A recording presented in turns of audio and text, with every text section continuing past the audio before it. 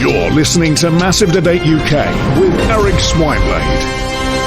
Hello and welcome to Massive Debate UK here at the Conservative Party Conference 2022. And today Liz Truss gave an interesting speech that was interrupted by two Greenpeace activists who were promptly assaulted and removed from the auditorium. Now, apart from that, the speech went rather smoothly, focusing around the new slogan of getting Britain moving and growth, growth, growth. Now, some Tories are saying they love it, some Tories are saying they would have preferred it to be growth, growth, growth, growth. But nonetheless, I'm here with a selection of Tory MPs and Tory members to ask them what they thought of Liz Truss's speech and of the conference in general, and whether or not the Tory party actually has any direction moving forward and what is going to happen. Sir Flemmingham Grimsby, what did you make of Liz Truss's speech? Well, I actually thought it was rather good. I found it rather inspiring, and I think the main takeaways of growth, growth, growth are the direction we should be going as a country. Right, and what do you think she means by that? Well, I think Liz Truss was very clear. She was saying we don't chop up and make piecemeal the pie we have and redistribute it amongst everybody like these anti-growth crusties would have us do.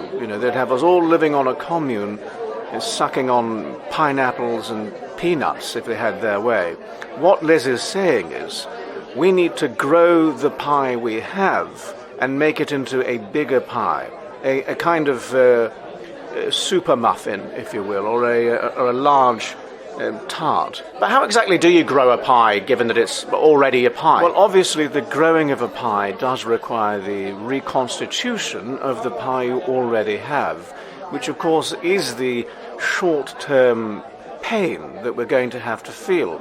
But I don't think people realise that short-term pain, suffering and strife are always part of growth and of change. And I think that's what we're going to have to teach the public again.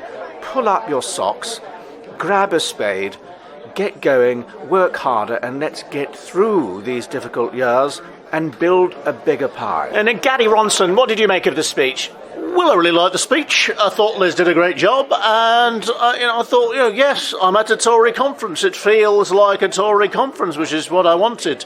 There have been times in the past where I couldn't tell if I was at a Tory conference or a Lib Dem conference, for example, with all the LGBTG flags going on, but not this time round. Liz Truss does it for me, and the energy that she brings to the space, the energy she brings to the party, to the room, to young Conservatives and to old Conservatives, it really is intoxicating. So I'm very happy with her speech indeed. Growth, growth, growth. And Sir Maxwell, what did you make of Liz Truss's speech? Well, I thought it was typical Truss in all the right ways. She was, holding her ground, looked fantastic with the little spiky shoulders, hair marvellous, and speaking confidently, head held high, that auto cue, this auto cue, straight down the middle, straight down the lens. Every time Liz speaks, I get goosebumps. Well, he gets more than goosebumps. Well said, but no, as I was saying, Liz Truss is a natural orator, she's a performer, she's a little dynamo, a little tiny white anemic, hamster-eyed Barack Obama, and she really knows how to put on a show with that little grin and that little thrust of the eyes every minute, and I love the way she confuses the audience. It's all totally deliberate. That's all classic Truss. It's the brand, and that's how she made it to being Tory leader. Essentially, smoke and mirrors, confusion. She's a master tactician. And I think a lot of people underestimate Liz Truss for coming across as actually, reasonably thick. And that would be, that's the problem you make, you see. Yeah, the second you think Liz Truss is stupid, the second you think she's, 2 guineas short of a penny foul, she'll have you under the bed, she'll have your head off. And that's exactly the kind of leader we need. And that's exactly what she's doing to the country as we speak, to the opposition, to the markets. She's always got them on the back foot. The timing, the rhythm, it's judo, it's jiu-jitsu, it's kendo. It's completely socially retarded, you know. It's real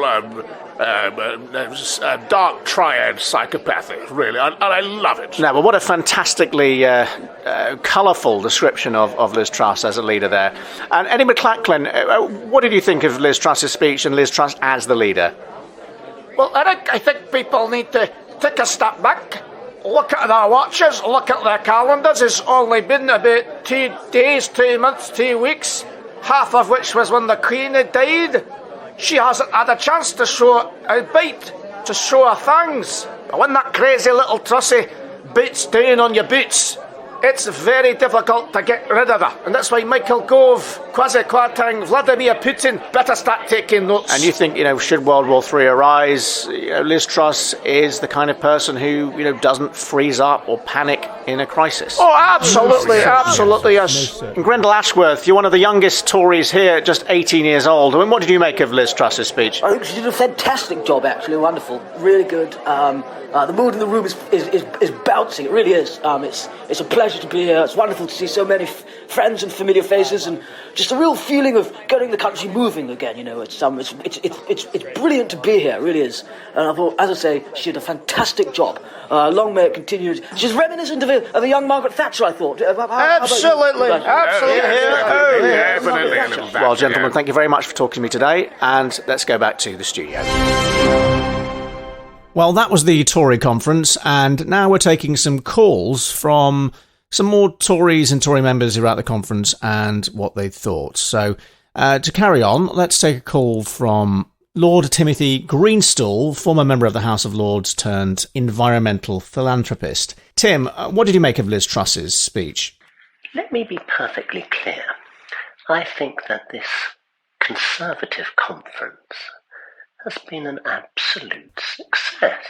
And I think that is down mostly to one person, and that is Liz Truss. Now, I've known Liz for, must be coming up for 22 years.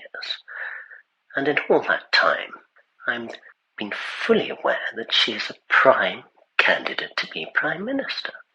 She has a vision. Yep. And it's a vision of growth. And I think for all the anti-growthers out there, They're cynics, aren't they? Look themselves in the mirror and say, well, what did they want? Because Liz has this vision for us, for all of us. Yeah.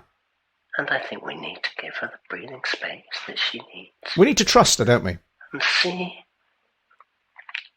how that is then realised. Yeah. I think people are scared of growth, and they are scared to see change. But the Trussinator's not scared.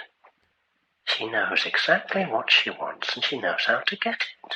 So what I would say to all those naysayers out there, and believe me, there's a lot of them, is let her get on with the job. Yeah, exactly. Let her get on with the job. And thank you so much for your call, Sir Timothy.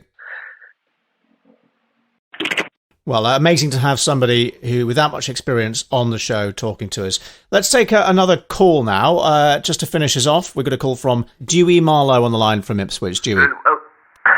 Just ringing up concerning the Tory party conference. Wasn't exactly the Nuremberg rally, was it? What do you mean, Nuremberg? What, in terms of the pomp and ceremony? No, I don't mean in terms of politics. No, I just mean in terms of like the occasion. The occasion. The Nuremberg rally was a dreadful thing, but I just meant in terms of pomp and ceremony, they sort of nailed it. Who did?